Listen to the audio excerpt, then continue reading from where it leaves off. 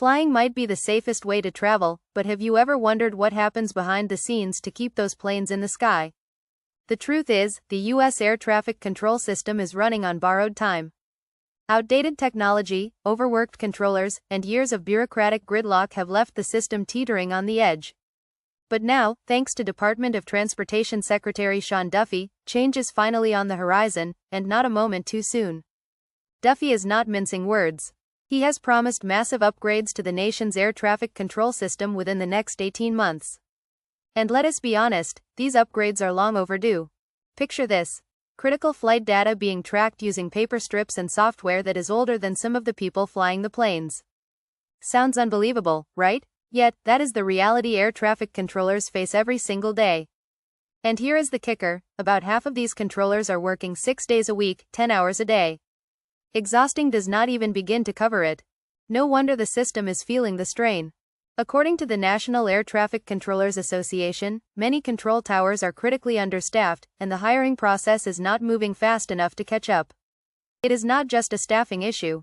It is a safety issue. So, what exactly is Duffy planning to do? For starters, he is cutting through the red tape to streamline hiring and boost pay for air traffic controllers. It is a bold move, and a necessary one.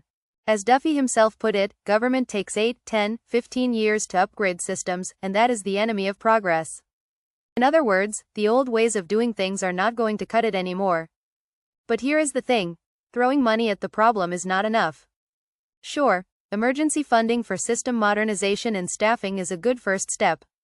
But without a long-term commitment from Congress, this could all be a temporary fix. Every time there is a threat of a government shutdown, the FAA bleeds millions of dollars. And those dollars represent the safety and efficiency of every flight that takes off and lands in U.S. airspace. And let us not forget about the human side of this crisis. Being an air traffic controller is no walk in the park. The mental toll is enormous. Retirement rates are climbing, and without serious changes to hiring and training, the workforce in 2032 could look alarmingly similar to today. If nothing changes, the system will keep limping along, and passengers will keep wondering if flying is as safe as it should be. The good news? Duffy seems to understand what is at stake. His no-nonsense approach is a breath of fresh air in a system that has been stuck in neutral for far too long. But he cannot fix it alone. It is time for the administration and Congress to get on board and treat this like the emergency it truly is. So, the next time you are stuck in an airport delay, spare a thought for the people working behind the scenes. They are doing their best with a system that is crying out for help. And if Sean Duffy has his way, that help might just be on the way, at last.